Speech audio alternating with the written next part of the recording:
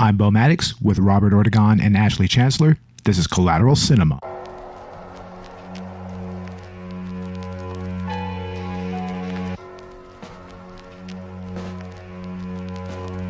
What makes you think you can bullshit your way into my head? Like every other pencil-neck piece of shit.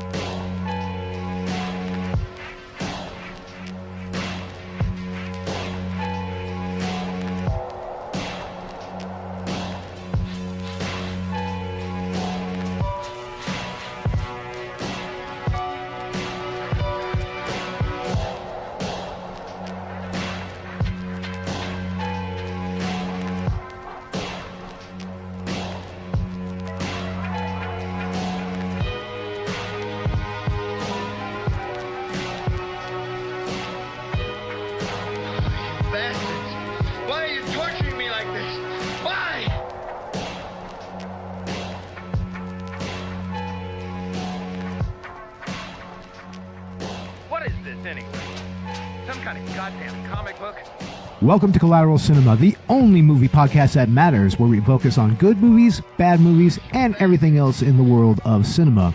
We're podcasting straight from somewhere in South Texas, and yes, my friends, we are a 420-friendly podcast, so whatever you have, dabbage, bluntage, jointage, who knows? Smoke it if you got it.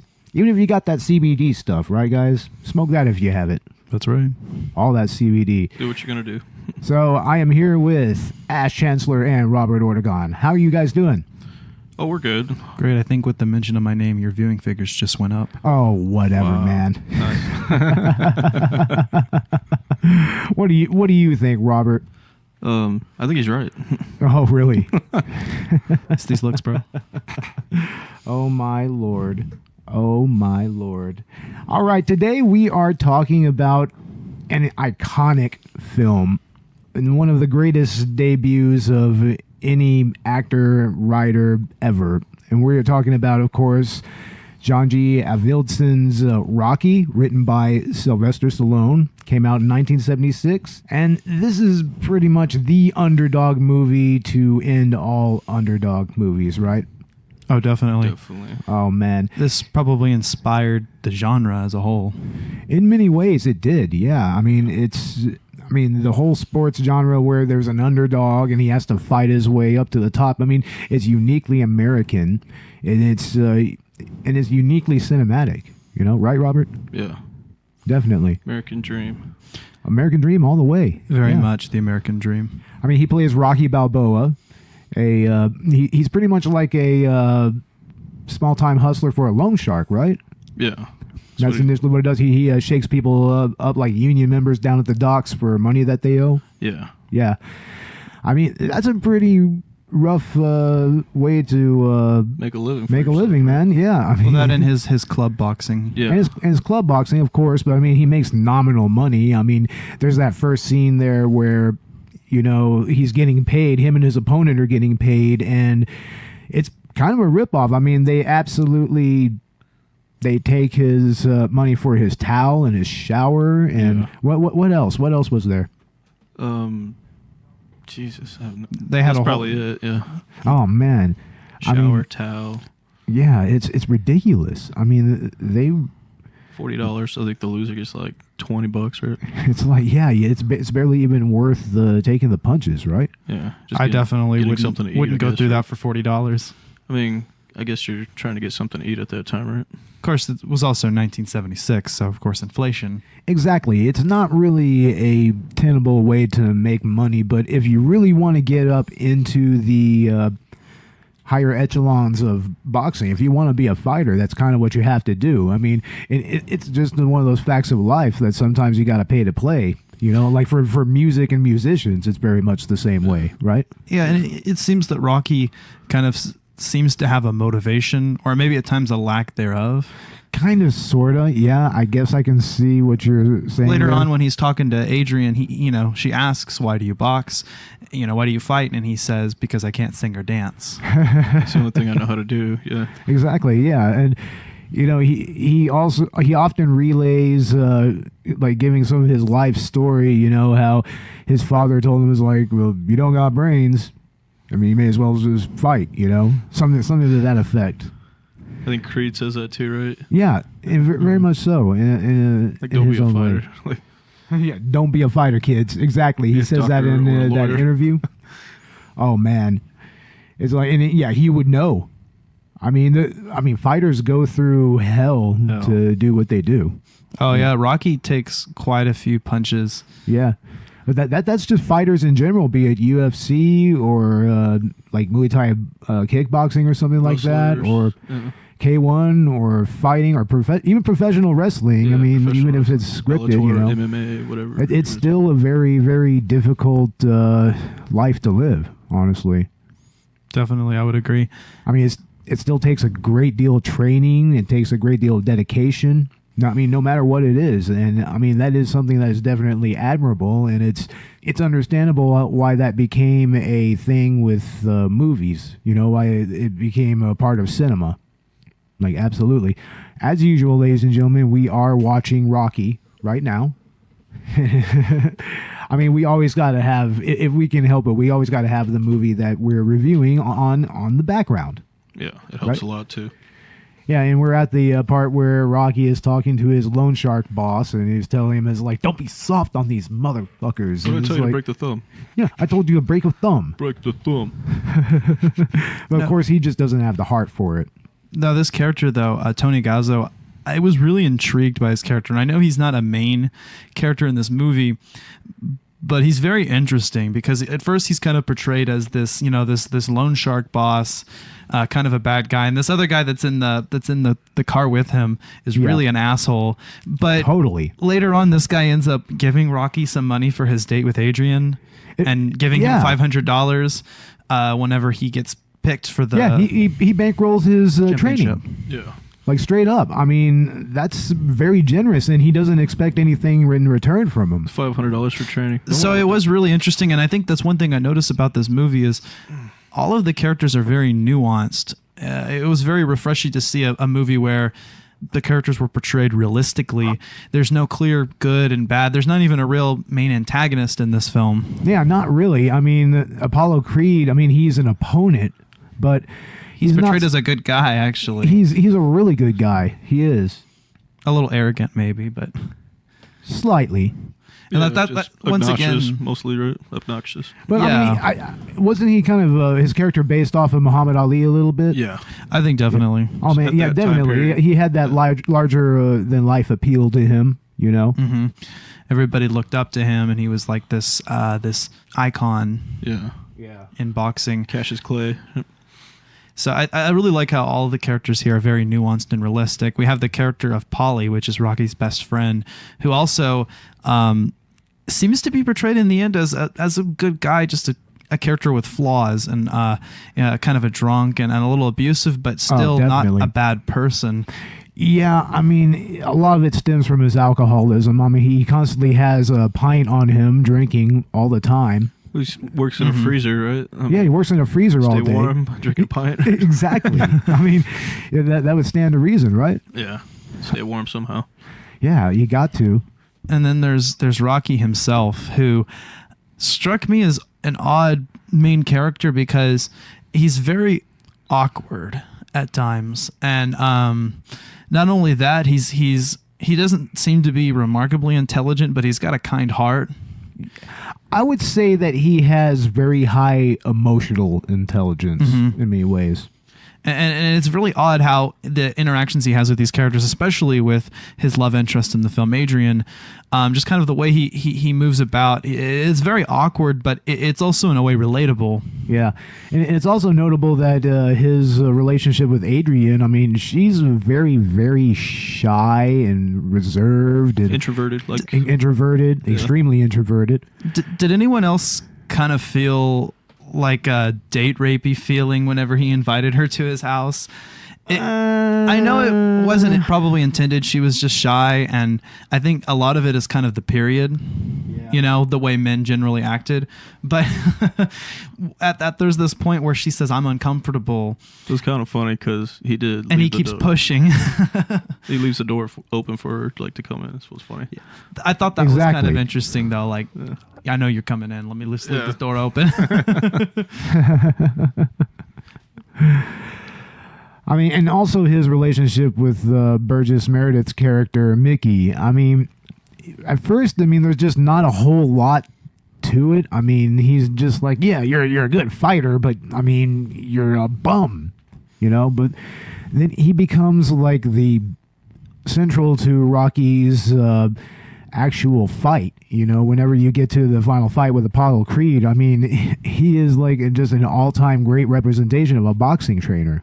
Inspirational too. Very inspirational. I mean, and especially after he humbles himself and goes and talks to Rocky after that whole blow up in front of everybody, you know, where he had to tell him the truth. It's like you're not doing anything with yourself, really. No, you're not doing anything with yourself. It's like, yeah, it's a living, but it's not an honest, credible living. Yeah. You know. But then he humbles himself, goes up to Rocky's apartment, and actually levels with him a little bit. You could tell that this character, Mickey, kind of had this dream that that was never realized, and he finally sees that in Rocky. I think if you kind of read between the lines and you read some of the subtext, you have this feeling, you know, he says, I didn't get to be this way because I didn't have a manager, and he kind of wants to provide that for Rocky, and he wants to be the manager, take care of him. Yeah, he's kind of more of a guiding light for Rocky, more than just a trainer in a way. You know. And later on in the, you know, spoiler alert for it's like the fifth, sixth movie, Creed. Yeah. In Creed, I mean, he's very much the same way when Rocky becomes a trainer for Adonis Creed. You know, I mean, he becomes very much the heart and the soul of of his corner. You know. Mm-hmm. And in many ways, that movie is very much like a retelling of the first one, of the first Rocky, very much so. You know, and I mean, and especially especially for one, in how it started. You know, like it started with Adonis fighting in a Mexican boxing club, and then all the way up to the fight. You know, even to I think there was like 4 fights in that film. At least, I think. In the beginning. Yeah, because he puts his Mustang on the line and he gets his ass knocked out, right? Yeah, exactly. I mean, he had to kind of fight his way up. Yeah. And in Rocky, it's very much the same way. I mean, he's very much at the bottom rung. But, I mean, in another way, I mean, he gets chosen to fight Apollo Creed just on the basis of his name. It honestly is kind of just a luck situation. And I think what was really interesting about Rocky is that I think before that he had seen his life as having a lot of bad luck. And then all of a sudden this thing happens to him, and it's not even because of the way he fights or anything. It's purely luck. He gets chosen because of this name that he chose for himself, the Italian Stallion. Yeah. And in many ways it's kind of an obvious name when you really think about it. But, I mean, it does stand out like that. I mean, you're just like the Italian Stallion. Mm-hmm. It's catchy, too. Yeah, you can get behind that, you know? I mean, I honestly, I think that when Cassius Clay converted to Islam, I think that the name he chose for himself, there's Muhammad Ali. That just has a ring to it, man. It really does. It really did. I mean, he picked the perfect name the perfect religious name for himself. I mean, in that context, in the context of that religion. And I think that was a little calculated there.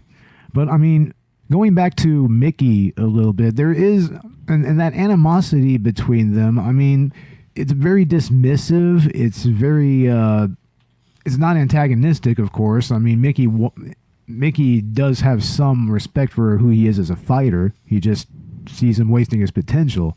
But, yeah, I mean, Mickey himself, Burgess Meredith, he really put in a great performance here, right? Which is played by the Penguin in the Adam the West Penguin. series, Yeah, exactly. Batman series. Yeah, he was the Penguin in the original Batman series back with Adam West and Burt Ward. Burt Ward. Oh man, he was fantastic as that character. Probably the best Batman villain ever. Yeah, pretty much honestly made that character. They all had to, right? Yeah. Yeah, and he brought a little bit of that grittiness that he had. Like there's a little bit of grit to the Penguin, you know, because that's just Burgess Meredith, and he brought that grit to this character, you know, and that's something that I've always loved about just Burgess Meredith as an actor, and also this character as a whole. This character, you're right, he is very gritty. But in a way, he's very likable. I think later on, especially after he levels with Roggy. I want to be your manager. You follow that, do you? Fight said I don't need no manager. But you can't buy what I'm going to give you. I mean, I've got pain and I've got experience. Well, I got pain, I got experience too. Now, listen, kid. Hey, look, Just hey, Mick. What? Look, I need your help about 10 years ago, right? 10 years ago? Right. You never helped me, no. You didn't care. Well, if you wanted help. I say, if you wanted help, why didn't you ask? Why didn't you just ask me, kid? Look, I asked, but you never heard nothing. Well, I know I'm 76 years old.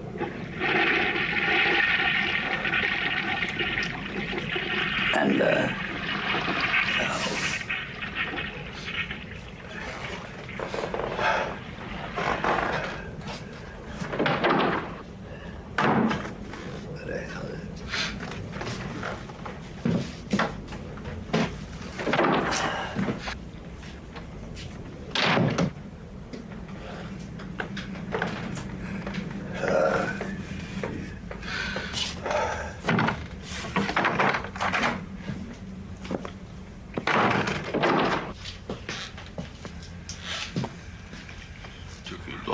Get you. You 10 years to come to my house. Huh? What's the matter? You don't like my house? My house stink? That's right, it stinks! I ain't asked no favors from you! Don't throw around me! Talk about your pride. What about my pride, Nick? At least you had a pride!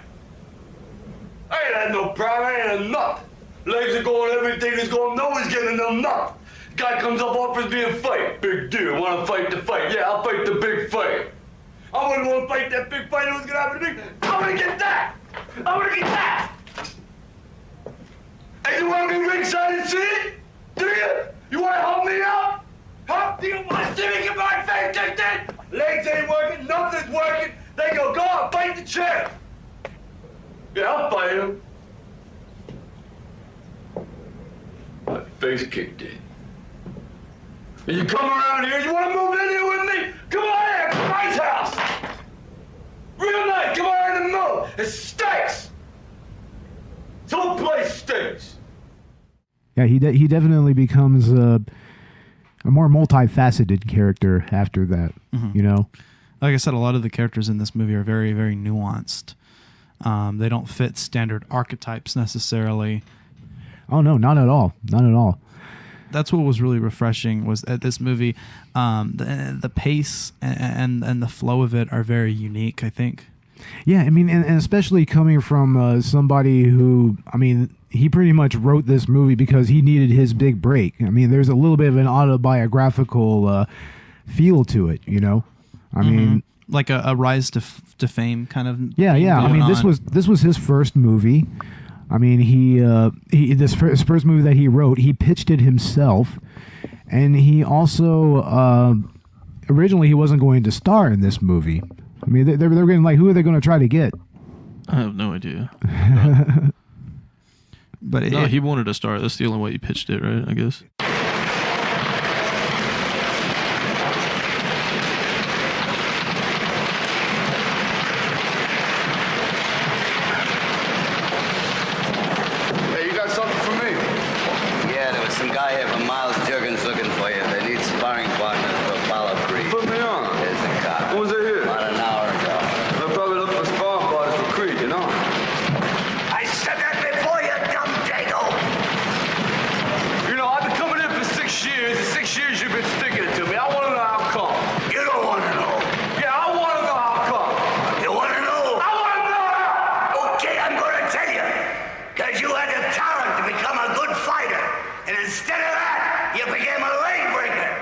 Cheap, second-rate loan shark.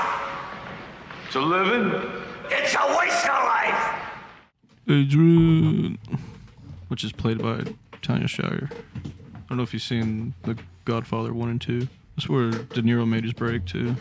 Yeah, you need to see The Godfather, Ash. That's a great movie. Al Pacino. And yeah, Adrian is in that movie. Yeah. What's her name? Talia something. Oh, Talia Shire. Sorry. Talia Shire, exactly. Like we said before, she is a quintessential kind of introverted, kind of shy character. I mean, we've seen this character a lot. Like, Ash and I are both anime fans. We've seen that character type quite a bit. Yes, that archetype is quite present in a lot of anime. Oh, yeah. So, but you don't typically see it in a live action movie. So it was interesting to see this character, and I could really jive with that and understand. Yeah, it made her seem a lot more real. You know, like she doesn't seem like a caricature or that she kind of stands out or anything. She's not incongruous. I mean, she really. I mean, I know some girls like that. Yeah, definitely. You know? I definitely know some real life people. Yeah, like both that. men and women who, I mean, they're definitely just really quiet. They're really reserved. They don't want to, really stir the pot or anything, rock the boat. Really get to know anybody. And so, in a way, she's very difficult to read. I think for both the viewer and for Rocky, and that you get the sense because she looks at him several times in the beginning of the film when he visits her in the pet shop. You can see the way she looks at him, but she's not talking, Yeah, she doesn't know how to really vocalize that sort of thing yet. But, I mean, in the end, he has enough talking to spare for the both of them. Honestly. Definitely. He has enough words to say for the both of them. I mean, he is constantly talking to her, and she's just like, I mean, she's not even going, She's not even doing that. She's just completely silent. And he just goes on about his fighting career for the entirety of their date. Yeah. But I mean, in the end, I mean, it seems like she supports him and she's interested in that. Yeah, and that's really established whenever they go to that skating rink on Thanksgiving. Mm-hmm. And she which asks is him, a beautiful, beautiful scene. I love that scene. Definitely. I think that was a very well written scene. I think it really, you could feel the interaction between the characters and you could feel the love blossoming. Mm-hmm. Well, what it was is that the producers and Stallone and the director, they originally wanted to have like a bunch of extras. They originally wanted it to have a really, really busy feel and everything, but it was just going to be too fucking expensive.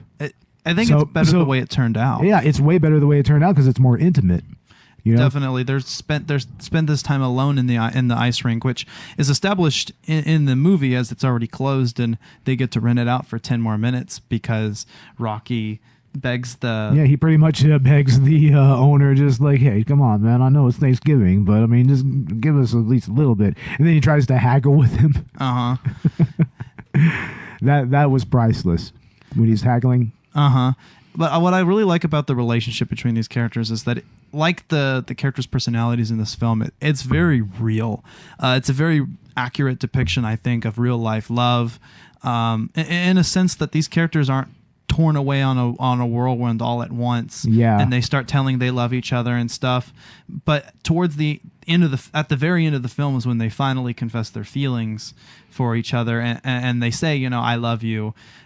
And I think that's a very powerful moment because it was kind of built up throughout the film. Exactly. Yeah, it really built up to that. I mean, and it built up to it perfectly as well. I mean, it's kind of like that's how it's supposed to really happen, and you don't really see that a lot in film. I mean, there's all kinds of different tropes involved when it comes to how relationships are portrayed. I mean, we've discussed that before on this podcast many times already. I believe in a thing called love. Oh, this motherfucker. I believe it. Just as it's in the rhythm of the heart. Sorry, ladies and gentlemen, that's a little in-joke between co-workers and co-hosts. Ash. Oh, man, don't put me on the spot. Damn it. Oh, of course, man. But yeah, Adrian, I mean, yeah, she does remind me of even just a certain person. She knows who she is, But, I mean, there are a lot of ways to really get through to people like that, I mean, in many ways, I mean, he takes kind of the more, like, straightforward approach, I would say. And that works, I think, because that's just the kind of person he is. Like I was saying earlier, with his interactions, they're very awkward, especially with her. But it's a part of his character. You can sense that, she's got this shine. Actually, he says early on in the film, "I'm dumb and you're shy." Exactly. Yeah, I'm dumb. You're shy. Exactly. It's a perfect mix in a way. But yeah, I mean, there it gives a little more gravitas to that relationship, and also just how genuine Rocky is as a character towards Adrian. I mean, he doesn't bullshit with her. He's a very pure character, I think. Yeah, I mean, he doesn't bullshit with anyone, but especially not Adrian. Especially not Adrian. He does not parse words with her. And then I think one of the most powerful moments in the film is at the very end, after he actually loses the championship because of a split decision. Yeah. Because they actually end up tying. Yeah. And so, but as you can tell, he's not even focused on whether he won or lost. He's calling for Adrian's name. And she runs to him through the crowd, and they embrace, and the only thing that's in his mind is Adrian. And I think that's really important because it brings the movie full circle to this love story, which is really interesting because this film both focuses on Rocky's career and his rise to fame, but also on this love story that's happening that's more than just a subplot, but it brings it full circle, and at the very end it portrays it as almost the main focus. Yeah, I mean, there's real honesty to it, and especially in that final moment. I mean, it's iconic. It's often parodied, to the point where people kind of forget its context, I think. I mean, but such is society, such is culture.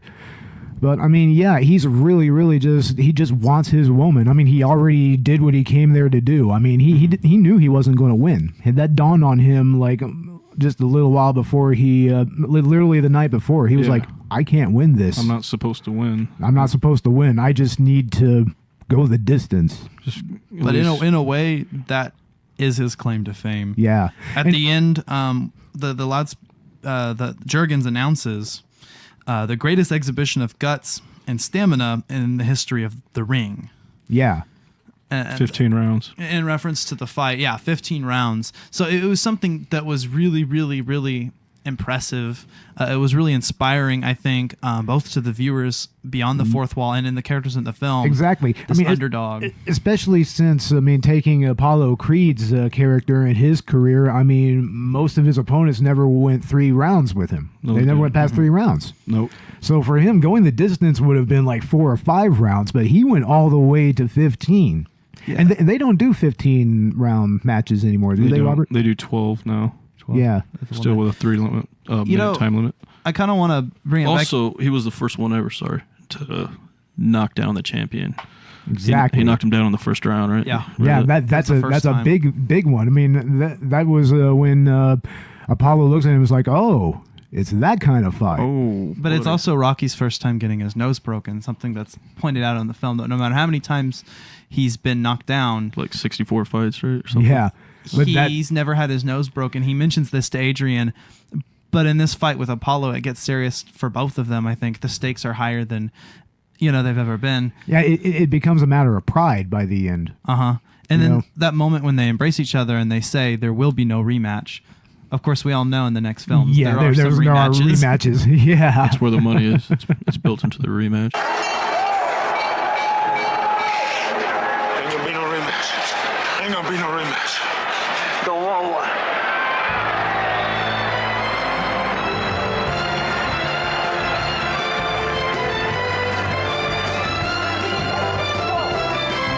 Here it's chaos. Rocky, you went the distance. You went the 15 rounds. How do you feel? What are you thinking about when that buzzer sounds for that light? What do you think about when the 15th round when you're coming out? Rocky?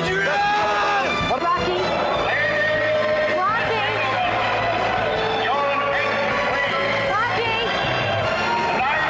Rocky?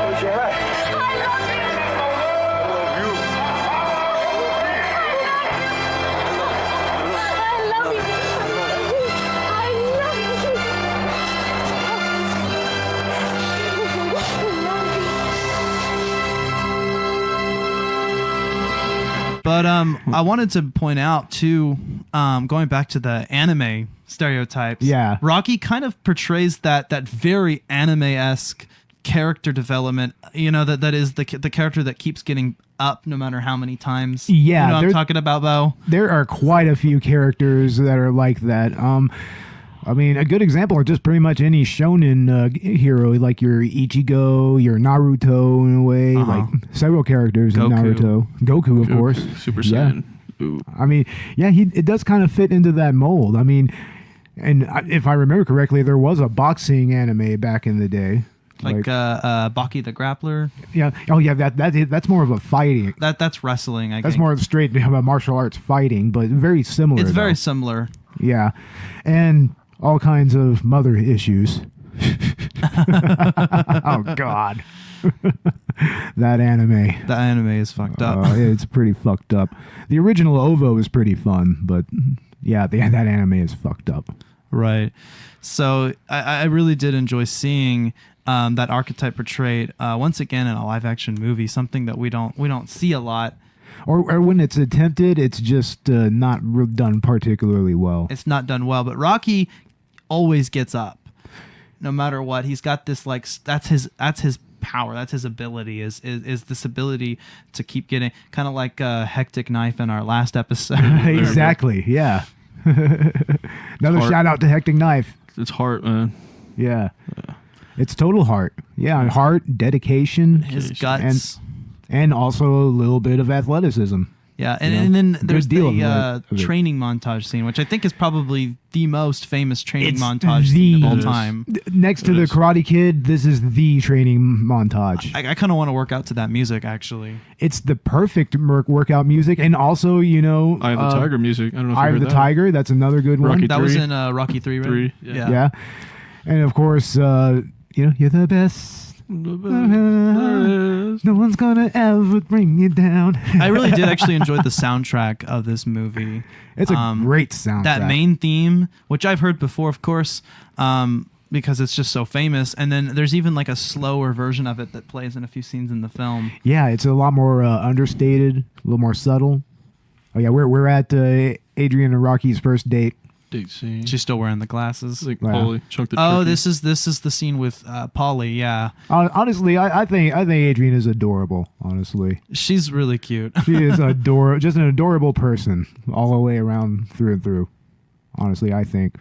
But yeah, that world heavyweight title fight, man, just the way that it was shot, the way that, I mean, the way that they used stock footage to kind of fill in the shots. I mean, you can even see in the back where you can see the empty seats. Yeah, where there should be people there. Should be sold out. It's a title fight. But I mean, in the end, I mean, it's all about the action in the ring. I mean, and it's just about how these two characters, they finally clash. You know. Mm-hmm. There's so many good scenes in this movie. Yeah. But that one really, I think, at the end was really powerful. And once again, it's very, very real. Yeah. You know, you see these characters, and for a while, it's almost a little frustrating because they don't actually land any hits. Yeah, for a little while. But I mean, that's kind of how boxing goes. You know, I mean, it can be like that. I mean, some fights, I mean, it'll start off a little slow and then it'll get a little more intense and then it'll taper off near the end. Some of it'll be kind of slow all the way through and then it starts getting more intense closer to the end. Yeah. Some fights, I mean, they'll be really, really intense, like the first 5 or 6 rounds, and then they just peter out. And then Rocky knocks him down to the ground. Oh, that's Knocks Apollo. triumphant. And there. that's a moment, where Creed realizes that he's serious. And what's funny is that this is foreshadowed earlier on. Creed's trainer, or one of the guys that was working with him, sees Rocky on the television doing the meat punching. Which was, he's punching the meat at Paulie's meat shop. Cow ribs, right? Yeah. And he sees how serious Rocky is, but nobody else is paying attention. Nobody's watching. Creed's back is turned, and he dismisses the without even taking not a even look. back turn. He dismisses it off screen. He doesn't even Yeah. check his opponent out. Seriously, he doesn't even come and look at him. Yeah, and so it's once again it for the same. It's kind of also when he picked Rocky just based on his name. Yeah, it's all such an impulsive thing for him to do. Yeah. You know, which does fit into his character. I mean, he in the end, he's a businessman. He wants to, you know, give a good fight, you know, as well as make his money. Right. You know, because he's still a fighter. He still wants his pride. And then in the end, when his opponent is injured for that fight, I mean, he comes up with that idea of, you know, I just want to take somebody off of the streets, some fighter who may never get a chance otherwise. I want to give him a chance at the world heavyweight title. Yeah. Like, big time thing. That's no small thing for a boxer. Do you guys think it was interesting how in the end 1 in a million. Rocky doesn't even win the championship, which is what she might have expected, but at the same time, he does win this rise to fame. Yeah, exactly. I mean, and that's makes things a little more realistic. It's more down to earth that way. That's what I really enjoy about this film. It's very down to earth. Very down to earth, you know? And that's just coming from who wrote it, Sylvester Stallone himself. I mean, Stallone wrote this movie pretty much by himself, right, Robert? Yeah, he did. I think he was inspired to watching a fight at home. Yeah, he was initially watching a fight with Chuck Wepner versus who? It was Ali. Wepner versus Ali. So yeah. So that once again is the parallel with Apollo Creed representing Ali. See, yes, Chuck Webner's a real life person. Yeah, right, he is. right. Yeah. So that once again goes to how realistic this movie is. It's realistic because it's based on a true story. Now, of course, a lot is dramatized. Like, of course, the relationship with Rocky and Adrian between them. You know, but this does really feel like it would be very close to real life. You know, I mean, Robert, what do you know about Wepner? He was a Golden Glove boxer. I think he was ranked like number 8 in the world at that time, right? No kidding. Yeah. Wow. So, I guess they handpicked him as. Yeah. Now, being that this movie's based on a true story, I noticed that that's not put anywhere in the film, though. No, it's not. No, it never claims to be a true story, which is kind of interesting. So, in a way, it's like Stallone took the story from Webner. Yeah. Took his life rights. Took his, you know. Kind of, sort of, I guess you could say it. I mean, it's a great movie, and I respect Stallone a lot with the writing. But oh, yeah. Stallone says he based it off of Rocky Marciano. Which is that what he says? That's what he says. I read in the liner notes of the DVD that it's pretty clearly Wepner that inspired that's it. new. See, they took that off of YouTube and all that. He says he based it off of Marciano. Maybe he was just mistaken or something. Like no, he said that in like interviews. Yeah, just probably so he won't get sued. A conspiracy? I think so, a little bit. It's a conspiracy. But in a way, it's something that we're really glad that this movie came about anyway. Oh, of course. And I mean, all these years later, I mean, this is just the kind of movie to watch for these times, the times we're in. What do they say? Life is stranger than fiction? Yeah, I mean, today we just had our so-called president sell our country out. To Russia. Fuck Huzzah, Trump. Ladies and gentlemen. And yes, that is staying in the podcast. Absolutely. We're going to be speaking Russian now. Duh. Yeah, Putin make America great again. Russian, American. Russian and American relations great as ever. I break you. Oh my God. I swear I want to do an entire podcast in a Russian accent. Just straight up, that would be so hilarious. I don't know. We might develop something like that, ladies and gentlemen. We might do that. I mean, we did do a Russian movie, Hardcore Henry. Maybe that'd be a commentary. Yeah, maybe. Yeah. That could be fun. That's an idea. Commentaries are always fun. Yeah. Oh, yeah, of course they are. Of course they are. But yeah, I mean, Wepner himself, I haven't really looked up a whole lot on him. Once again, Collateral Cinema Research Department. Well, they have that movie that came out. I don't know if you've seen it either. It's called Chuck.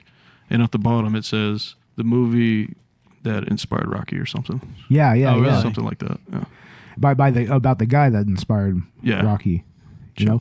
Because, I mean, of course, they reference Rocky Marciano in this film. Yeah. He's referenced.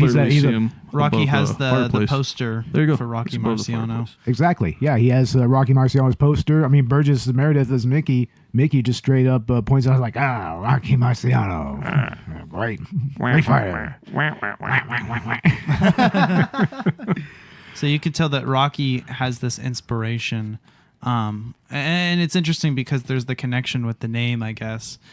Oh yeah, I mean, for the longest time, I did think that this was about Rocky Marciano. You know, for the longest time. But I mean, when I found out it was about Chuck Wepner, it's like, interesting. The same events actually happened on live TV. Was it like So- 75? Stallone's saying it was inspired by Rocky Marciano. I mean, there's an extent because he's referenced in the film. Yeah. Maybe he was inspired by boxing stories, like the way they're both southpaw fighters, I guess. Yeah, The something like classic that. Southpaw. Yeah. Because Rocky in this movie, Rocky Balboa, he's a southpaw, and that's actually a little bit of a plot point when it comes to the fight because nobody wants to fight a southpaw. Yeah, he never got a shot because of that. Yeah, because I mean, it always knocks people off their game. Timing is off. Everything. Yeah, timing's off. I mean, you gotta fight somebody like that in an entirely different way. I mean, I guess what you have to be a lot more defensive with it, more or less. Like you got that left-handed jab going into your eye. Yeah, seriously. As a right-handed fighter, and then see a southpaw, they knock out left, jab right. Yeah, I think that's what it is. Yeah, that's what it would be. And that's something Apollo Creed that's something that's pointed out to Apollo Creed, I think, by Jurgens. He says, well, you know that he's a southpaw, right? And Creed doesn't seem to care. He seems motivated to just fight this character based on his He's just name. more enamored by the idea that he had in making it happen. Yeah. So that he just doesn't really consider the implications of what he's doing. And in a way, Rocky kind of catches him slipping a little bit. So it's interesting that they make this left-handedness trait kind of a plot point with Rocky's character. Yeah. And how he never got a shot. Yeah. Yeah, I mean, it actually factored into his career, In the second one, he's trained to fight right-handed. Yeah. time. But then he switches back to southpaw at the Switches last second, back right? At the end of the 15th round. I am not right-handed.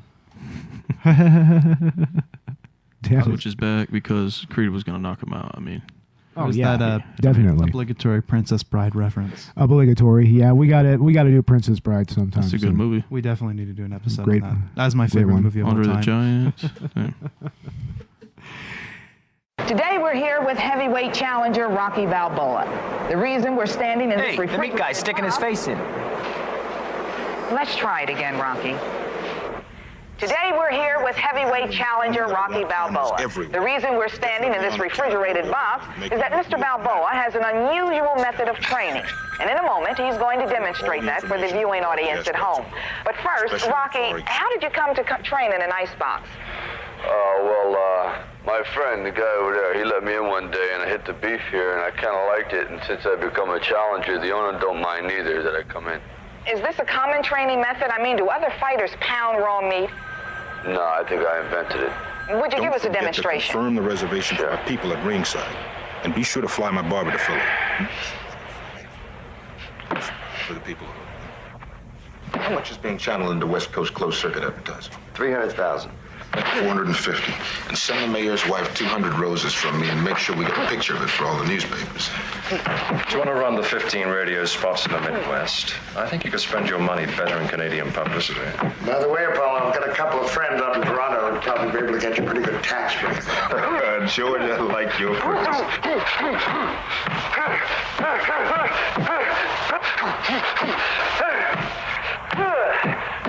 Hey, champ. You ought to come look at this boy you're going to fight on TV. Looks like he means business. Yeah, I mean business too. Hey, Shirley, we got any more coffee out there? Oh, certainly, Mr. Creed. I'll get you some right away. After the fight, I may just retire and run for you. Get the arena is on the program session, and gross run with the arena is going to include the Russian.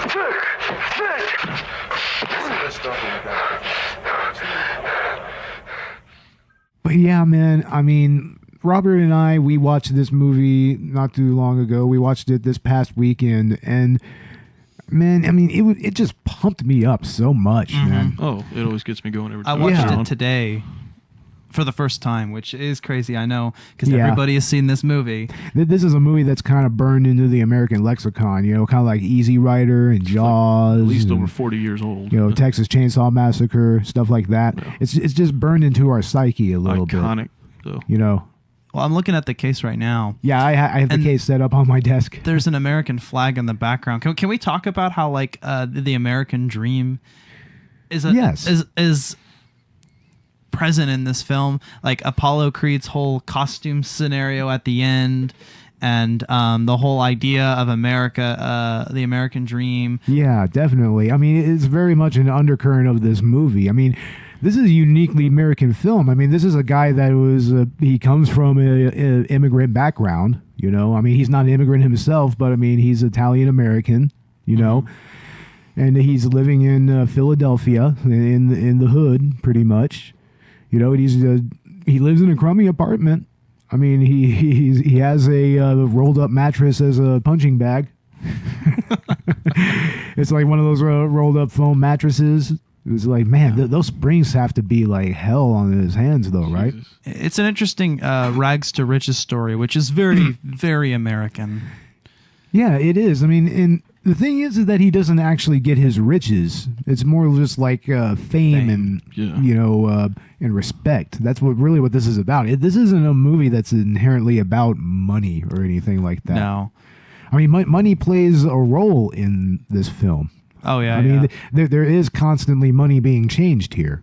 You know, like for instance, the aforementioned the first fight in the movie where he has to, out of his winnings, he has to pay, you know, a towel and shower fee and stuff like that. He has to do the pay to play thing. Then there's the fact that he's a muscle for a loan shark. You know, and he has to force people to pay the money. And he's living in this crummy apartment. And then later on, when he actually fights, you know, Paulie's meat company, he pays to have an ad on his back. You know, so yeah, I mean, money in business is a constant motif in this movie. That's America, right? Very American. Money. Yeah, it's capitalism all the way and through. You know, promotions. And really, there's nothing more capitalist than boxing. Yeah. You know, I mean, this is a sport where, you know, millions of dollars of transactions are made just in betting alone. The whole world. That's not including just the purse that's giving, like both the winner and the loser gets a purse. They get a cut of that purse, you know. And then the idea of this rise to power, that's very, very capitalist. Very much so, yeah. Yeah, but in the end, I mean, that power isn't alluring to him. I mean, he still just wants his woman. Yeah. He wants Adrian. He didn't really care about winning. He just wanted to see if he was good enough, you know? Exactly. Yeah, I think he wanted to realize his purpose and I think he'd listened to what some other people had told him, like Mickey, and that he has all this potential, but he's not using it. Yeah. I think that was important. He had to find himself. And then Apollo choosing him for this fight, that was just the kick in the ass that he needed to just really, you know, get out there, start training. Like when he first starts training, like by the time he's at the top of those steps, he's heaving. He's got stitches. He's got cramps. He's fucked up. Beat to shit. Really. Have you guys seen those actual steps? Yeah. Did you see them when they had the statue up at the top of the steps or at the bottom of the steps? I don't remember. It was a while back, but I do remember that. Yeah, they had the statue, and then they talked about these are the steps that Rocky Balboa rocks on. Exactly, and that is such an iconic moment. Another iconic moment in that arms movie. In the air. It's just pure triumph, you know. And it's like it makes you want. It gets you pumped up. Makes you want to get out there and just achieve your dreams. Yeah. Yeah, I mean, but it's just his personal triumph, you know, his athletic triumph, you know, and the fact that, you know, he's actually progressing in his training. I mean, you feel every ounce of it, you know, you feel every mile he jogs, every hit he takes. I mean, you feel all of that in this movie. Character really grows on you. Yeah, yeah, exactly. Yeah, he just grows on you more and more and more as the movie goes on. You get to understand him and relate to him a little bit more. And Mickey is kind of the same way. I mean, most of all of these characters, I mean, they really grow on you because, I mean, they're just very human characters. You know, there's, like I said, there's absolutely no bullshit in this movie. There's no bullshit with Rocky. There's no bullshit with the relationship between Rocky and Mickey. You know, that's very no bullshit. I mean, his relationship with his loan shark boss is very no bullshit. I mean, this is a bullshit-free movie. It's all put out there in the front. Yeah, it's very down to earth. It's very sometimes it can even be a little tongue in cheek with itself in its own sly way. You know, his own sly way. I think it's Sly just Stallone way. Being Italian, right? So yeah, it's very much about that experience as well. You know. Now, I haven't seen any of the sequels yet, but would you say that this theme kind of continues? Yeah. Yeah. Oh, it definitely continues. He's yeah. still the underdog in every one of these films, you know. Yeah. So there's always a new challenge. Yeah. Yeah, it's kind of like the Mighty Ducks movies, right, guys? Even though he's the world heavyweight champion, he's still the underdog. That's what's hilarious. Yeah, well, at the end of this seriously. movie, he's not the heavyweight champion. No, he's not. No, he doesn't win. He doesn't win. But I know I did some research. He does later get that distinction at the end of Rocky 2 or 3, right? Yeah, he does. 2. Well, technically nobody won. You didn't knock the guy down to the count of 10, you know? Right. And then 3, he's dealing with the fame. 3, he's dealing with Mr. T. Mr. T. And Mr. T. It's 2 southpaws going at it. Yeah, certainly. Mix it up, yeah.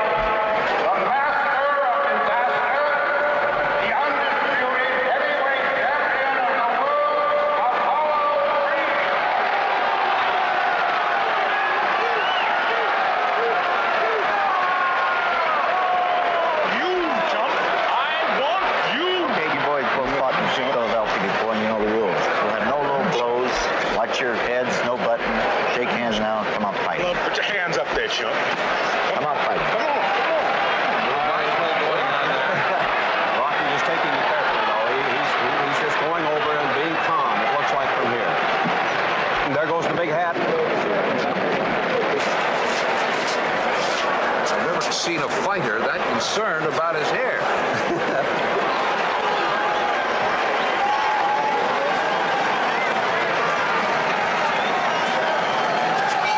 there's the bell for round 1, the most publicized fight of the ages. The fighters come into the center of the ring, looking at each other. Rocky just looking. Creed, the champion, sipping, pouring those jabs out there, left-handed jabs right to the head. Bang! The champ stinging the slower challenger, jabs at will. It just looks like Rocky is blocking the blows with his face. The champion doesn't look the best he's ever been, but he's really moving smoothly now. Well, the champion is smiling now. He's toying with his man. He's trying to give the fans their money's worth. Because we're doing and make a show of it. With a very badly outclassed challenger right now. He's just trying to make his man make the first one. See, make a miss like that. The champ is just taunting him now. Creed dancing around. Wait, I don't believe it. The champ is down. Yes, he is.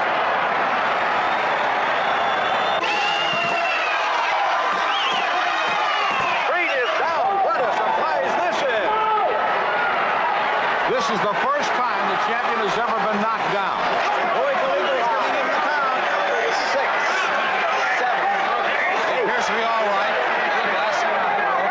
But Stallone had quite a few franchises that have come out. Like right after this movie, he started on Rambo, didn't he? On First Blood. Yes, he did. And First Blood is another movie where he made a truly iconic role. Like, did he write that movie? What was the advent of that movie? Yeah, he wrote that movie. He wrote that movie? He wrote it all, yeah. Hell yeah, man. This guy's crazy. Yeah. And yeah, I mean, that's a really compelling story in and of its own right, you know, and it's very much about PTSD. It's about, you know, the plight of veterans coming back home. Yeah. And that's also real life character too. Another real life character.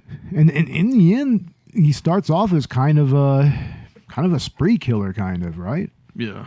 I mean, he doesn't really kill a whole lot of people. He mostly just kills cops, right? Yeah. It's because the police are the antagonists in that movie. I mean, he's thinking he's back in Nam again, you know. So. Oh yeah, man. I mean, he's having those flashbacks. PTSD post. They even have to bring his commanding officer back to rein him in because he's like special ops, man. Yeah, I mean, that's like extreme shit.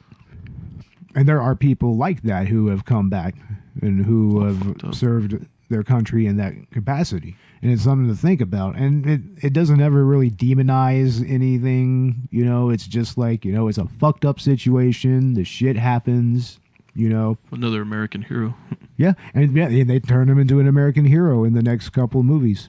Yeah, I mean, Ash, I know you haven't seen Rambo. I haven't seen Rambo yet. I know of Rambo. I know it's one of Sylvester Stallone's more famous roles. Yeah. But of course, this was his breakout role. And I think it's really interesting to see not only Rocky's, the character's rise to fame, but also you can see the parallel in real life with Stallone's rise to fame. Like we said earlier, it's kind of its own autobiography in a way. In a way, yeah. It's very autobiographical when it comes to Stallone himself. Because, I mean, it does kind of parallel where he came from. I mean, he was just a small-time actor. He had a couple of roles. He was getting older. I mean, I think he already had a family at that time, didn't he? Yeah, I'm pretty sure. Yeah, I mean, he needed a role, and he pretty much had to write himself a role. Right. So in addition to being based on, you know, the story of Chuck Webner or Rocky Marciano, in a sense, I think Stallone is kind of portraying himself in this film. Very much so, yeah. Tremendously. I mean, this is a very personal film for him. I mean, you know, kind of like how, you know, one of our previous episodes we did, Eraserhead, that's a very personal film for David Lynch. It's kind of the same way here with Rocky and Stallone, you know. I mean, I know we haven't said much about the other people that made this movie happen, the producers and the director, John G. Avildsen.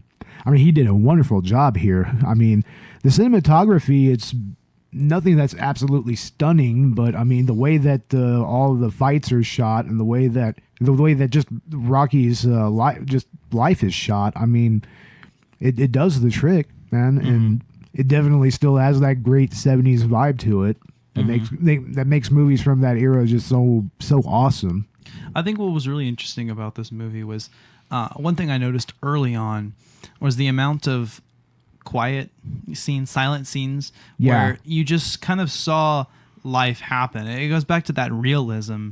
There was just a lot of exchanges, and it wasn't like they were pointless, but they were there, and it wasn't like, for instance, The Room, where you see these pointless exchanges and they have no place. Here you see these exchanges which don't necessarily have an overall bearing on the plot, but they add to the realism of the movie. And it adds to the development of the character.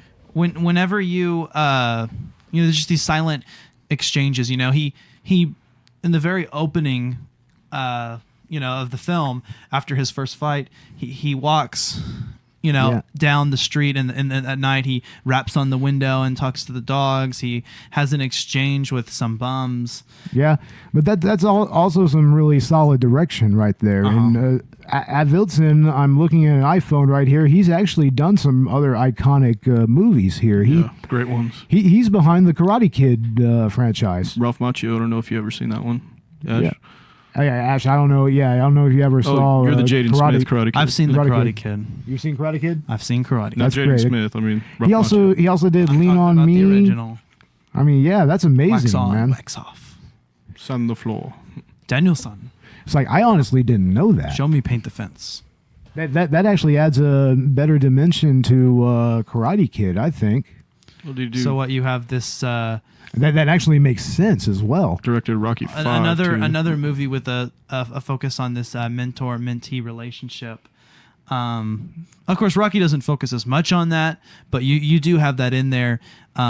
His character, the character of Mickey, in a way, kind of is as a Miyagi, someone that at first doesn't seem real motivated to. He kind of almost an unlikable character, but then he takes this big interest and finally starts to teach the character. Exactly. Yeah. I mean, it actually makes a lot of sense. It's very similar. I mean, even though Avildsen himself didn't actually write this movie, I mean, he still portrayed it, kind of in the same way. I mean, it's very much portrayed classic very similarly. Underdog story. Yeah. Ralph Macchio. Yeah, it totally makes sense that he made Karate Kid. It's like I totally buy that. I'm like, oh wow, yeah, totally makes sense. Another inspiring movie. I mean, very inspirational film. Train, yeah, for a week, and then in a tournament. That's what's funny. Yeah, something like that. Yeah, and he wins that tournament for a week, dude. Come on, that guy was a black belt. Yeah, right. It's my understanding that after this one, though, doesn't Stallone take up as director for the next? Yeah, he directed.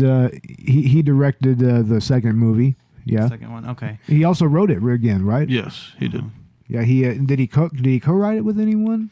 No, this is all his. Right on. So he would have money to produce it. So now, if the first film is based on the story of Chuck Webner, after that though, it's kind of creative. Yeah. Oh, needless to say, it's creative. If you see the robot, which one was that? In Rocky V, right? The robot. What was? I think I heard it was. Happy birthday, Polly. That was like 4 with a Russian. I don't know if you've seen that one. Oh yeah, 4 with a Russian with Dolph Lundgren. Another. I heard about the robot. Yeah. But I mean, one more franchise that Stallone actually brought together was the Expendables franchise. The Expendables. I was thinking about that movie. Oh man, Stallone's presence in that movie, which is like, it's really interesting because this movie you see his rise to fame, Rocky's rise to fame, Stallone's rise to fame. With that, you see that parallel. Yeah. But with the Expendables, you have this character that's very hardened, a veteran that everyone knows him, and it's very much the case with Stallone because that was a fairly recent movie. Yeah, it was. That was a recent trio of movies that came out in the 2000s. I think the last movie came out like what, 2010, 2011 or something like that? Something like that. It may have been a little later. But I mean, I really only watched the first Expendables. I don't think I saw the other ones. I saw, I think, the first 2.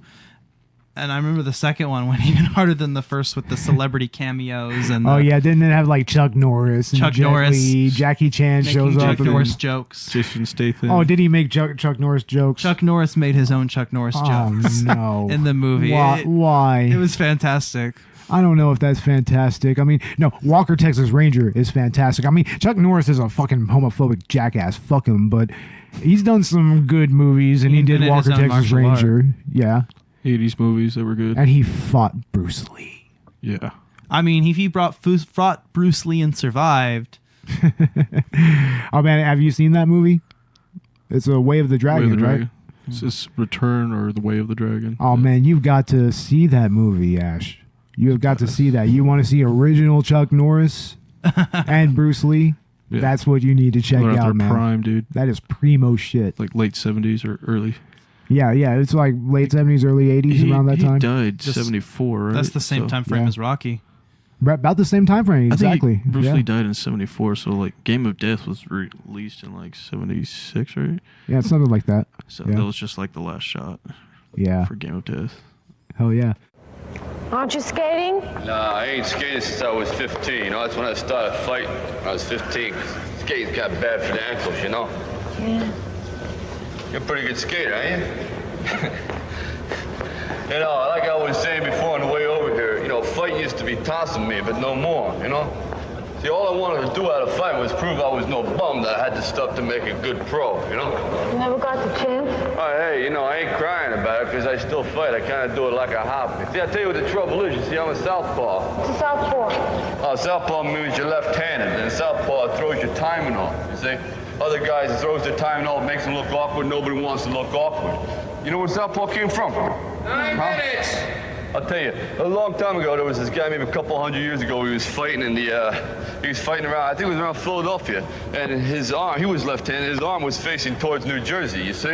And that's south. So naturally they call him Southpaw, you see? Southpaw, South Jersey, South Camden, Southpaw. You know what I mean? I don't know, things probably worked out for the best, don't you think? Never got a chance, though, because you're left-handed, huh? Well, that's absolutely true, you know? Watch out, watch out. I just dislocated my finger. Look at that. Oh! No, hey, wait, hey, it ain't your fault, look. See? Look, I had it, it's an old wound, you see that? Look. See? Nothing, it bends like that. See, I originally done it, look, push the button. Bong, works. No, it ain't your fault, look, I'm gonna show you something. 7 minutes! Yeah, I originally done it, I carry pictures of all my fights. I originally done it in the Baby Crenshaw fight, you see that? Big baby's about the size of an airplane. I broke both my hands on his face. I lost that fight, but that's a nice picture, don't you think? See how it works there? Real nice. Come on, you having a good time? I'll tell you, you can see I ain't too graceful, you know what I mean? I don't move well. But I'll tell you, I can really swat, you know what I mean? I can really hit hard. But I'm a southpaw, and nobody wants to fight no southpaw, you know what I mean? Huh? Woo! You know how I got started fighting?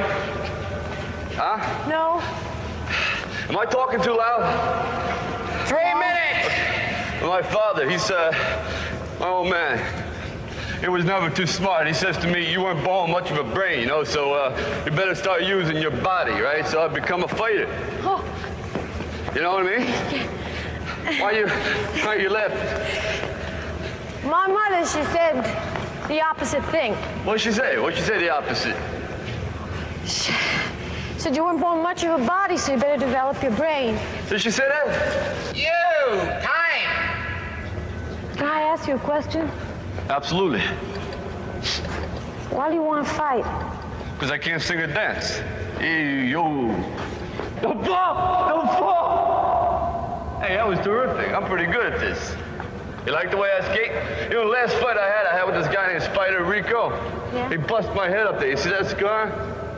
I'll tell you, things get pretty rough in the ring. Well, I think we're going to go ahead and wrap this up. I think that this movie is fantastic.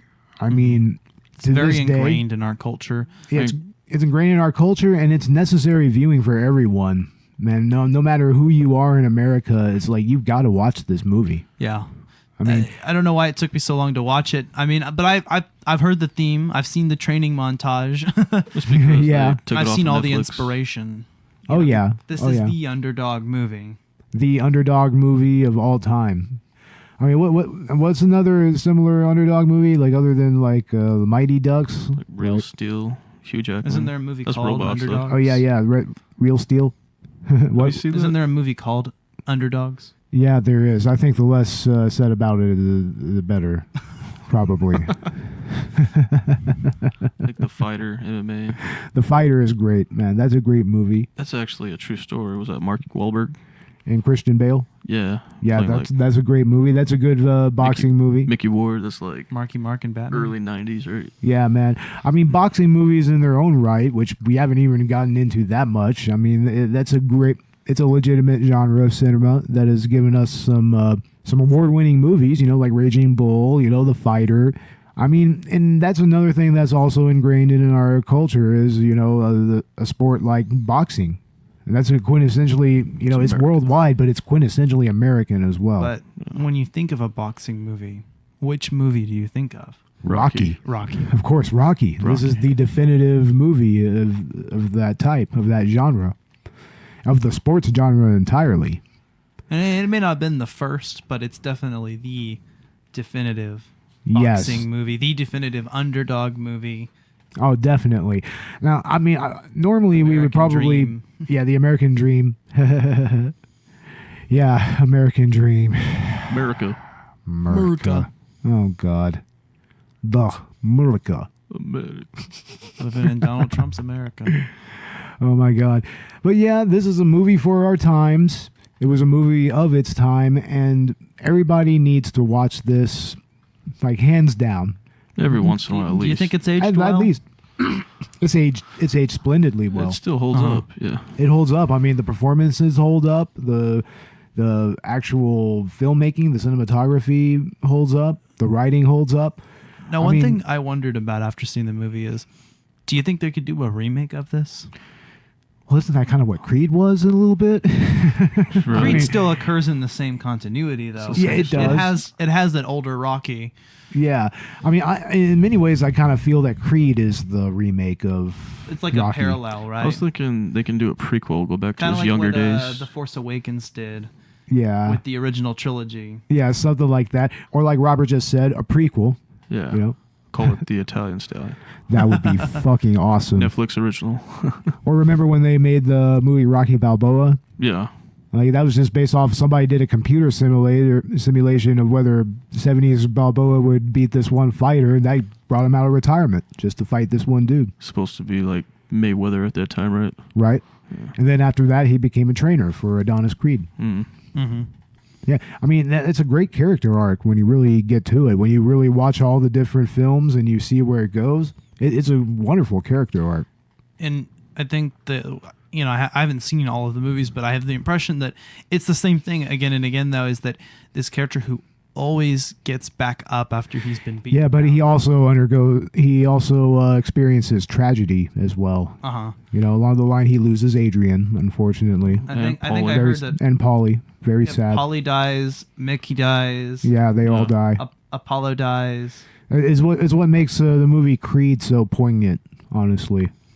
And then he gets cancer himself, and it's just like, oh, jeez. So it's all coming around to him now. It's like he's the last one left. It's his time. Yeah.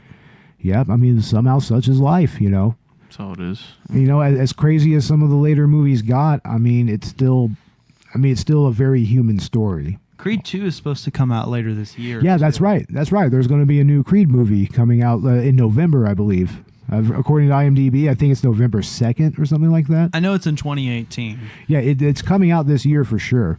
And, it's going to continue the legacy with Apollo Creed's son, Adonis Creed. Adonis Creed. Being the mentor.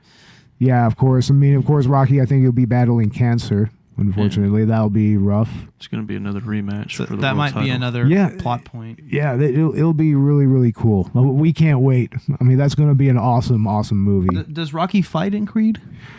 No, he doesn't. He just trains. He's just the mentor. He's pretty much like Mick. Yeah, he becomes like Mickey, pretty much. Okay. Yeah. But he's just older Rocky. Yeah, he's old. He really can't do it anymore. Yeah, but I mean, he can certainly train though. Doesn't he try to retire several times throughout the franchise? Yeah, too? He does. Yeah, I think he retired number 5. Something as like the world that. heavyweight champion. Yeah, Still the champion 2 times. Hell yeah, man! And who doesn't enjoy a movie about a guy that strives to be the best and then he gets there? You know what I'm saying? Yeah, exactly. And and even though he doesn't win, he achieves the heights that he sets for himself. He achieves his goals. We're now watching, the very beginning of him starting. This is not the training montage, but this is just prior. Yeah. I think the slow version of the theme is playing here. And he's hurting bad. Yeah. Here. Yeah. Those steps don't look too hard to go up, but it must be because of his fighting. He must have been really injured. Yeah, I mean, beforehand, he didn't really train properly. Yeah, he was just kind of doing it, but he wasn't motivated. Drinking, What did they say? Women make the legs weak? Exactly. Women make the legs weak. Women weaken legs or something. No fooling around. I think there's actually some scientific basis for that, actually. Like for athletes. Mm-hmm. I think, if you have sex beforehand, it does kind of affect your performance. Like you kind of imagine so. Yeah, I mean, it stands to reason. There's a point in the film where with Adrian, I remember, where he tells her, no fooling around, no fooling around. Yeah, they can't even do it. It becomes a plot point. But he feels a little bad, and then later on, he apologizes to her in that same scene. And they end up doing it anyways, off screen, Oh, man. But yes, so many iconic scenes, so many iconic performances. This is one of the quintessential American movies. By this movie, I mean, it'd be pointless to give it a rating because we all know, how important it is. Mm-hmm. It's an important work. Honestly, I can't wait for Creed 2. That's going to be amazing. Yeah. Are we going to do an episode on that? I would like to do an episode on Creed at least. Yeah. Or some of the Rocky sequels. Yeah. We got to get to Rocky 2 sometime soon. Yeah. I mean, we already have season 2 pretty much planned out. Starts October 26th. Starts with the new Halloween movie. Yeah. Yeah. We're going to be there. Yeah. Hell yeah. But yes, check this movie out. And on to the next movie, which is going to be so amazing. I can't wait for this. I can't wait to show this to Ash because you are going to just freak the fuck out, man. We are doing the classic, avant-garde, subversive, dark comedy, I guess you could say, Freddy Got Fingered by Tom Green. Oh yeah. Glorious. Can't wait for that one. I'm the backwards man, I can walk back as fast as you can. I'm the backwards man, I can walk backwards fast as you can. Oh man, we are going to quote things. We are going to get high. We are going to have fun. This is going to be a great one, ladies and gentlemen. Y'all need to join us for this. We are coming up to the last couple of episodes of this season. And we're going to be live streaming next episode. Yes, I believe that we will go ahead and do a little bit of live streaming this next episode on Twitter. You can find us at Z Cinema Podcast. Find us on Twitter. I mean, and Freddy Got Fingered. Oh man, that's a movie that just has a lot of great memories for me. Kind of like How High earlier in the season. It's like that's another movie that has lots of great memories just watching it. I have it in my collection. I believe it should be on the Criterion collection. So you heard me, Criterion. You need this movie on there. You can get Bowling for Columbine. You can get House. Remember that, Robert? Yeah. Oh God, that movie. House. You can have House on there. It's like, yeah, you can have Freddy Got Fingered. We will make a case for it next episode. Like, most definitely. I think it's Tom Green's best word. And Ash, you are in for a ride. Yes, you are. Right, ladies and gentlemen? To be excited or scared. Oh, you need to be both. Excited, Start taking scared. notes. Take some notes. Take some notes. We're definitely doing a commentary for that. We may as well go ahead and announce that. We're going to do a commentary for Freddy Got Fingered. And it's going to be a lot of fun, ladies and gentlemen. Like, we've had a lot of fun this season. We have 2 more movies. I guess we'll just go ahead and say what they are. We'll just go ahead and announce them. Episode after Freddy Got Fingered will be Harmony Korine's classic debut, Gummo, which is, that's going to remind y'all a lot of our hometown. And our season finale will be Ricky-O, the story of Ricky. That's right, ladies and gentlemen. We have a lot of crazy movies to get to before we end this season. Like, what do you think, Robert? Yeah, I can't wait for Ricky-O. Ricky-O is going to be great. It's our season finale. Right? That's another movie that Ash needs to witness. You're going to love it, Ash. I'm going to, because I'll be doing these episodes. Yeah, you will definitely witness some things. Definitely. And hopefully our listeners will, if they haven't seen these movies, they will witness some things. Right, guys? Tune in soon. Tune in soon. Yeah, coming soon. And of course, season 2 will begin October 26th. It will be the Halloween reboot sequel thing-a-majigger that's coming out. It'll be our next At the Theater episode. And we're really, really excited for what we have in season 2. We have lots of interesting things in store, right? Yeah, can't wait for that. But first, we have 3 more episodes to get through. Robert Ortegon, Ash Chancellor, Beau Maddox, Collateral Cinema, out. Bye, everybody. Peace.